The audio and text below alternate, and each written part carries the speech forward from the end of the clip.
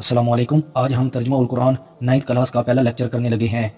سب سے پہلے ہم ریڈنگ کریں گے، اس لیے کیونکہ ریڈنگ بے حد ضروری ہے۔ ریڈنگ کرنے سے ہمارے شارٹ، لانگ اور MCQs ہو جائیں گے، اور ویسے بھی ایز اے مسلم ہمیں ان چیزوں کو سمجھنا چاہیے۔ سورہ مریم۔ سورہ مریم مکی صورت ہے، اس میں 98 آیات ہیں۔ اب مکی اور مدنی صورتوں میں فرق کیا ہوتا ہے؟ وہ صورتیں جو ہجرت مدینہ سے پہلے نازل ہوئی وہ مکی صورتیں کہلاتی ہیں، اور وہ صورتیں جو ہجرت مدینہ کے بعد نازل ہوئی وہ مدنی صورتیں کہلاتی ہیں۔ یعنی آپ صلی اللہ علیہ وسلم ابھی مکہ میں ہی تھے، یہ صورت اس ٹائم نازل ہوئی۔ تعارف۔ سورہ مریم میں حضرت مریم علیہ السلام کا تفصیلی تذکرہ ہے، اس لیے اس صورت کا نام سورہ مریم رکھا گیا ہے۔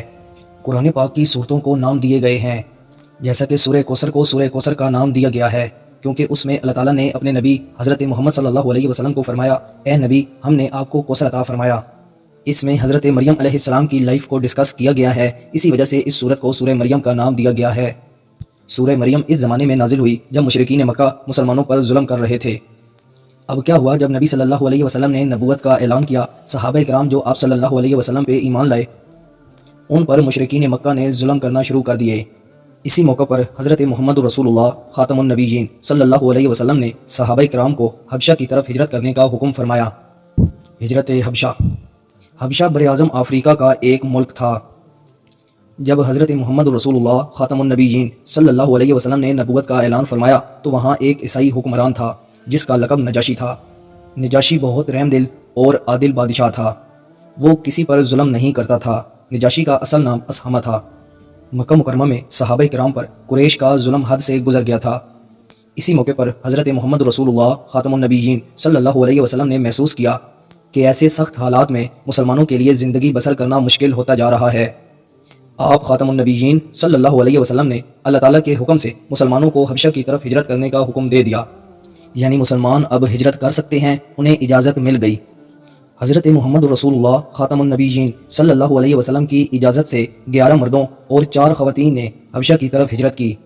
ہجرت کرنے والوں میں حضرت سیدنا عثمان غنی رضی اللہ تعالی عنہ اور آپ کی زوجہ محترمہ حضرت رقیہ رضی اللہ تعالی عنہ بھی تھیں۔ سیدہ رقیہ رضی اللہ تعالی عنہ رسول اللہ صلی اللہ علیہ وسلم کی بیٹی تھیں، اور جناب سیدنا عثمان غنی رضی اللہ تعالی عنہ بھی بڑے صحابی رسول تھے۔ سیدنا عثمان غنی رضی اللہ تعالی عنہ کو ذو النورین بھی کہا جاتا ہے، کیونکہ رسول اللہ صلی اللہ علیہ وسلم کی 2 بیٹیاں ان کے گھر میں تھیں، سیدہ رقیہ رضی اللہ تعالی عنہ اور سیدہ ام کلثوم رضی اللہ تعالی عنہ۔ یہ حبشہ کی طرف پہلی ہجرت تھی۔ یہ نبوت کا 5واں سال تھا۔ مسلمان امن کی تلاش میں حبشہ پہنچے، لیکن مکہ مکرمہ کے کافروں سے یہ بات برداشت نہ ہوئی۔ وہ چاہتے تھے کہ مسلمان کہیں بھی چین اور سکون سے نہ رہیں۔ انہوں نے تحفے دے کر اپنے کچھ لوگوں کو نجاشی کے پاس بھیجا۔ ان لوگوں نے وہاں قیمتی تحفے پیش کیے اور نجاشی سے کہا کہ ہمارے علاقے سے چند نہ سمجھ لوگ بھاگ کر یہاں آ گئے ہیں۔ انہوں نے اپنے باپ دادا کا دین چھوڑ کر نیا دین اختیار کر لیا ہے، اور وہ آپ کے دین کے بھی خلاف ہیں، یعنی وہ آپ کے بھی خلاف ہیں۔ یہ بات قریش مکہ والوں نے اس لیے کی تھی کہ نجاشی کے دل میں مسلمانوں کے لیے نفرت پیدا ہو جائے، آپ ان کو ہمارے حوالے کر دیں۔ یہ بات سن کر نجاشی نے مسلمانوں کو دربار میں بلایا اور ان سے کچھ سوالات کیے۔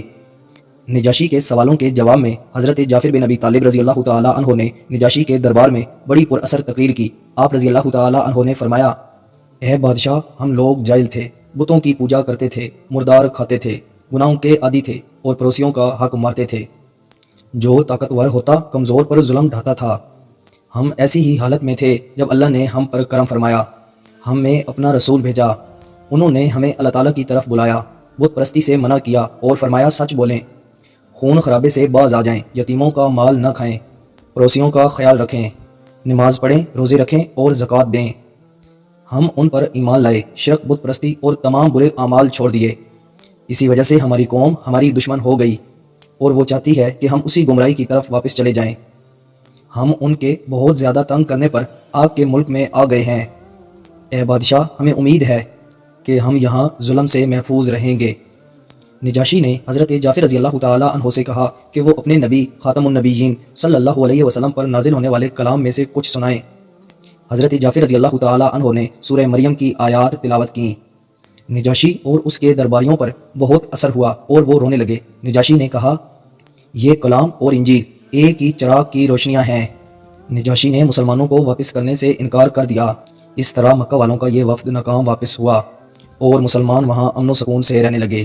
حبشہ کے لوگ مسلمانوں کی پاک زندگی سے بہت متاثر ہوئے۔ کئی لوگ ان کی دعوت سے مسلمان ہو گئے۔ مسلمان ہونے والوں میں حبشہ کے بادشاہ نجاشی بھی تھے۔ نجاشی کی نماز جنازہ بھی رسول اللہ صلی اللہ علیہ وسلم نے غائبانہ پڑھائی تھی۔ سورہ مریم کا خلاصہ توحید، رسالت اور آخرت کا بیان ہے۔ آگے ہم مکی صورتوں کو ڈسکس کریں گے، ان کا مین خلاصہ یہی ہوگا، توحید، رسالت اور آخرت کا بیان۔ توحید یعنی اللہ کو ایک ماننا، رسالت یعنی تمام انبیاء کرام پر ایمان لانا، اور آخرت یعنی مرنے کے بعد دوبارہ اٹھنا، اللہ تعالیٰ کے سامنے پیش ہونا۔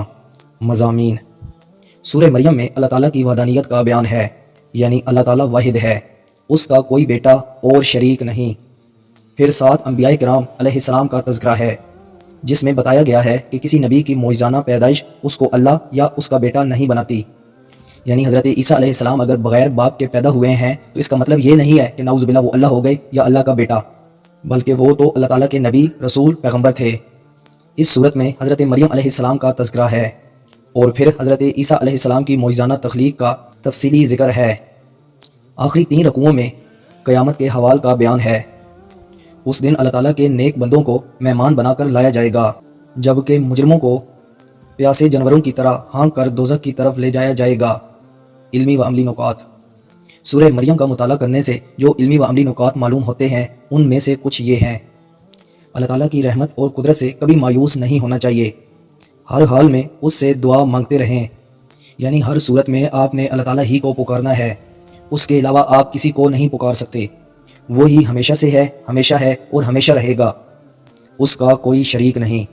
دوسرے پوائنٹ میں بتایا گیا ہے تمام انبیاء کرام علیہ السلام نے اپنی قوموں کو ایک اللہ کی عبادت کرنے کی دعوت دی۔ آدم علیہ السلام سے لے کر ہمارے نبی خاتم النبیین حضرت محمد صلی اللہ علیہ وسلم نے اپنی قوم کو ایک ہی دعوت دی کہ عبادت آپ نے صرف اللہ ہی کی کرنی ہے۔ ہمیں اپنی تمام حاجات کے لیے صرف اللہ تعالیٰ سے دعا کرنی چاہیے۔ کسی نبی کی معجزانہ پیدائش انہیں اللہ یا اللہ کا بیٹا نہیں بناتی، بلکہ یہ ان کی عظمت کو بیان کرتی ہے۔ ہمیں اپنے والدین کے ساتھ نیک سلوک کرنا چاہیے، کیونکہ یہ انبیاء کرام کا طریقہ ہے۔ ہمیں اپنے بڑوں کو نہایت ادب اور احترام سے نیکی کی دعوت دینی چاہیے اور انہیں برائی سے منع کرنا چاہیے۔ ہمیں وعدہ پورا کرنا چاہیے، کیونکہ یہ انبیاء کرام اور نیک لوگوں کی صفت ہے۔ اللہ تعالیٰ نے قرآن مجید کو حضرت محمد صلی اللہ علیہ وسلم کی زبان یعنی عربی زبان میں آسان فرما دیا ہے۔ ہمیں بھی عربی زبان سیکھ کر قرآن مجید میں غور و فکر کرنا چاہیے۔ حدیث نبوی صلی اللہ علیہ وسلم، حضرت محمد رسول اللہ خاتم النبیین صلی اللہ علیہ وسلم نے فرمایا، ماں کی گود میں جن بچوں نے بات کی ان میں سے ایک حضرت عیسیٰ علیہ السلام ہیں۔ صحیح بخاری 3436۔